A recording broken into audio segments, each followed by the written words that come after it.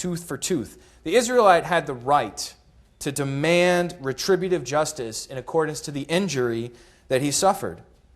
Jesus, however, argued for a new course of action, a strategy that involved giving up one's rights. So now this is really the hardest part to interpret in the Sermon on the Mount, I think, because there are really two main strategies, at least that I've seen, and I'm by no means an expert on this. I've just read some of the books on it, and I've noticed that they keep talking about the kingdom of God when they're talking about nonviolence, and I'm like, well, what's the deal with that? But I suppose if your vision for the future is a vision of peace between nations, peace between ethnicities, peace between individuals, and peace between the animals, then it makes sense to live in peace now.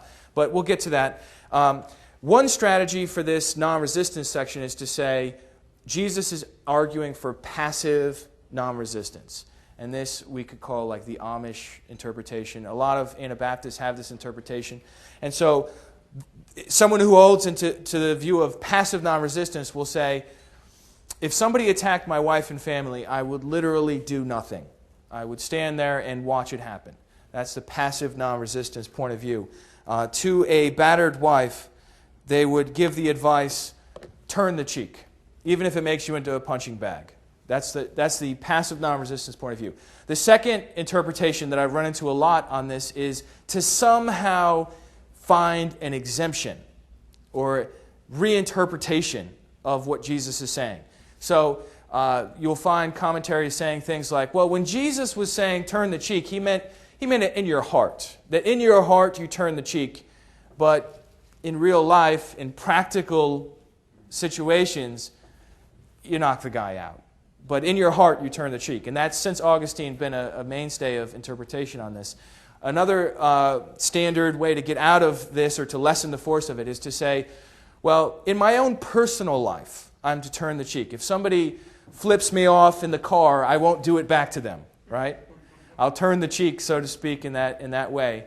But if I'm employed by the United States military, I'll kill the bad guys. Or if I'm employed by whatever security agency, I'll do what's required of me because it's not personal. I'm representing the United States, or I'm representing the county, or I'm representing this employer. Therefore, it's okay for me to somehow not follow Jesus' command and yet still say Jesus is Lord.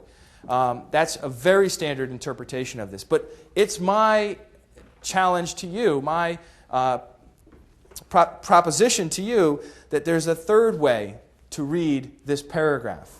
And it's what I like to call, and others have called, confrontational non-resistance.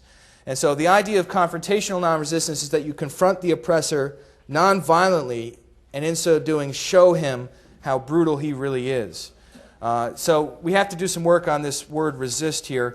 What does do not resist evil mean is the next thing I want to talk about, especially considering the fact, and if you start to think about this very much at all, before long you realize Jesus resisted evil all the time. I mean, what's up with those 7 thunderous woes against the scribes and the Pharisees in Matthew 23, or the time he took to make a whip and get the animals out of the temple in a classic demonstration of prophetic zeal for his God and the system of evil greed that was oppressing the people. That's resisting evil, isn't it? What about when evil itself came at him? When Satan tempted him in the wilderness, did he just say, yeah, I guess I should turn that stone into bread, you're right? No, he resisted him and the devil fled from him. So in light of Jesus resisting evil all the time, how do we interpret him saying, do not resist evil? Is he just saying, I can resist it, but you, my followers, you can't? No, I don't think so. So the word literally means to stand against, and it was frequently used as a military term. 15 out of 17 usages in Josephus, a Jewish writing of the time, use this term, stand against, to refer to when one military battle, or one group of men march into battle against another group of men. When they actually met forces and the swords clanged against each other, that's what it would be, this word stand against. It's to enter into combat, and it had a violent connotation. That would, besides, Jesus resisted evil all the time, so obviously Jesus is not a hypocrite. I think that's pretty clear. He was not prone to hypocrisy, right? He's the one that died holding to the truth and his conviction. No, Jesus was saying that the new way should not combat evil with evil. That's what he's saying here. And when we get to Paul and Peter, we see that they reiterate Jesus' command in this way. They don't say, don't resist an evil person. They say, never return evil for evil. So that's how they recapitulate Jesus' statement to not resist an evil person. Jesus is saying, don't fight fire with fire. Fight fire with water. All three of these examples, I think, can be interpreted either way, if you want to take them in a passive non-resistance way or a confrontational non-resistance way. But to take them as anything else, I don't see how you can do that, honestly. I should also mention, by the way, that my stake's in the ground. My theological stake is in the ground. I'll just expose to you my bias right now.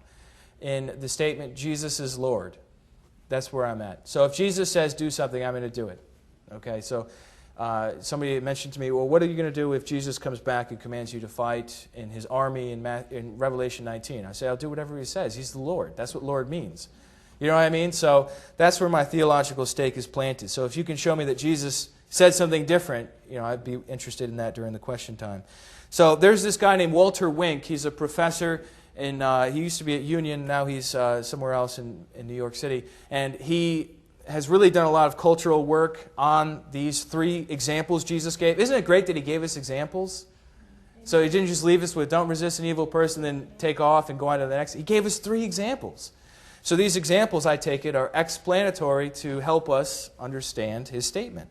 The first example is, whoever strikes you on the right cheek, turn to him the left also. Dustin, could I have you come forward as our model? It's important to note that about this time, roughly 3%, a vast minority of the people were extremely wealthy. And then there were two other classes, poor and dirt poor. So, and then I guess I learned a new class today where the dirt is richer than you. I never heard that before. That's great.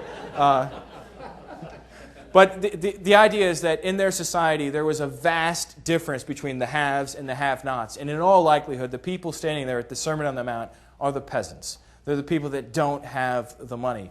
And so this was something that would happen in their society, is somebody would strike you on the cheek, and it was, as we'll see, a way to humiliate somebody. So I chose Dustin to be our example for this. But when we first read the statement, strike you on the right cheek, you're probably thinking a right hook, which would be like this, right?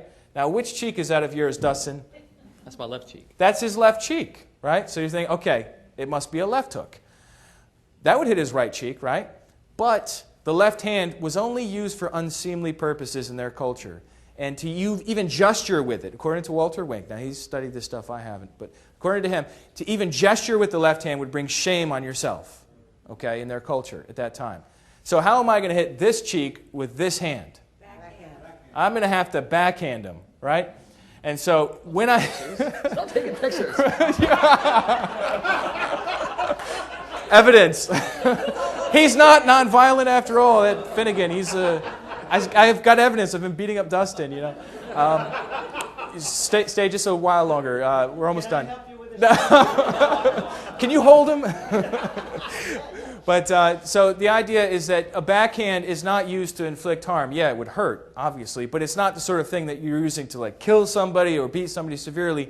It's used as a way to humiliate somebody, to put them in their place. It's always from one step down. So for example, it would be from a Roman to a Jew, from a Jewish landowner to a Jewish peasant, from a master to a slave, from a parent to a child, but it would not be between equals. And their society was extremely stratified. You have a hierarchy where everybody knows their place. And the whole society works based on honor and shame, as Dustin had mentioned before. So to do this to somebody would be saying, you need to get in your place. It would be a way of me dominating him, not literally beating him up. They would use a whip for that, to flog them. But what does Jesus say? What does Jesus say? Turn the other cheek. So let me slap him. Now turn the other cheek. There you go. So now, turn sideways so they can all see how you've turned the cheek. Now what's in the way? His teeth and his nose and his forehead, all the parts of his face that probably wouldn't feel too good on my